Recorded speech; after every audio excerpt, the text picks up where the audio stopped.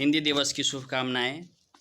हिंदी एक ऐसी भाषा है जिसको भाषा नहीं माता का दर्जा दिया गया है और इसे व्यक्त करने के लिए जिन शब्दों के प्रयोग किए जाते हैं वे शब्द नहीं भावनाएं निकलती हैं। तो एक कवि हैं हमारे बाल कृष्ण राव, इनकी कविता नदी को रास्ता किसने दिखाया पर आइए चर्चा करते हैं। लोगों का ऐसा मानना होता है कि अपने जीवन में जो कुछ भी उसने हासिल किया है इसके लिए वह स्वयं रिस्पॉन्सिबल है, खुद जिम्मेवार है, इसके लिए अन्य कोई परिस्थितियां उसके काम नहीं आई। जबकि कुछ लोगों का यह मानना होता है कि चूंकि परिस्थितियां हमारे विपरीत थी इसलिए हम असफल हुए अथवा हमारी सफलता के पीछे हमारी परिस्थितियों का हाथ रहा है। तो इस फिलॉसफी को, इस दर्शन को कवि ने अपनी कविता के माध्यम से जो व्याख्या किया है, आइए एक बार सुनते हैं। नदी को रास्ता किसने दिखाया? नदी को रास्ता किसने दिखाया? सिखाया था उसे किसने कि अपनी भावना के बेग को उन्मुक्त बहने दे, कि वह अपने लिए खुद खोज लेगी सिंधु की गंभीरता स्वच्छंद बहकर।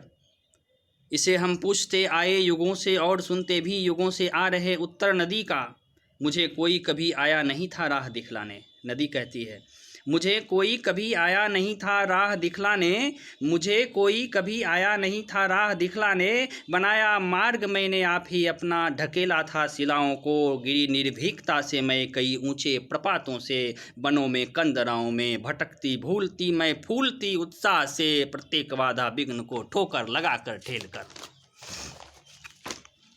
प्रत्येक बाधा विघ्न को ठोकर लगाकर ठेल कर बढ़ती गई आगे निरंतर, एक तट को दूसरे से दूर तक करती बनी संपन्नता के साथ, और अपने दूर तक फैले साम्राज्य के अनुरूप गति को मंद कर पहुंची जहां सागर खड़ा था, पहुंची जहां सागर खड़ा था, फेन की माला लिए मेरी प्रतीक्षा में, यही इतिवृत्त मेरा मार्ग मैंने आप ही बनाया था। नदी का दावा यह है कि मार्ग उसने स्वयं बनाया था। मगर कविता की दूसरे भाग का अगर हम अध्ययन करें तो कुछ और ही कंक्लूजन सामने आता है।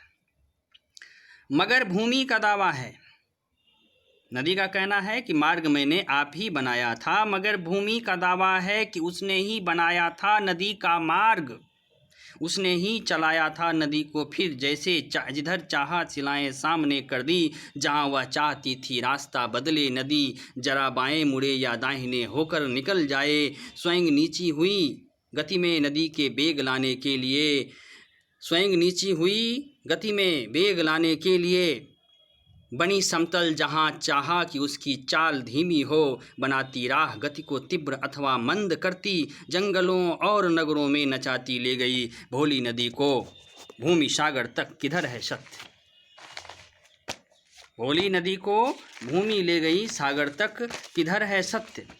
अब लास्ट कंक्लूजन जो आता है कि न उधर है सत्य न इधर है सत्य, तो किधर है सत्य?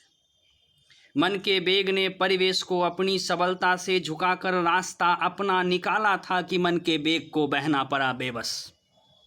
मन के बेग ने परिवेश को अपनी सबलता से झुकाकर रास्ता अपना निकाला था, कि मन के बेग को बहना पड़ा बेबस, जिधर परिवेश ने झुककर स्वयं ही राह दे दी थी, किधर है सत्य? परिवेश ने झुककर स्वयं ही राह दे दी थी, किधर है सत्य? तो सत्य ये है कि यदि मन में दृढ़ संकल्प हो, यदि मंजिल पाने की चाह हो, यदि कुछ कर गुजरने की तमन्ना हो, तो सारे परिवेश, सारी परिस्थितियाँ, सारी सिचुएशंस आपके अनुरूप हो जाते हैं। ये सारी परिस्थितियाँ, ये विघ्न बाधाएं, ये सारी चीज़ें आपके, हमारे दृढ़ संकल्प, सेल्फ कॉन्फिडेंस पर निर्भर करता है।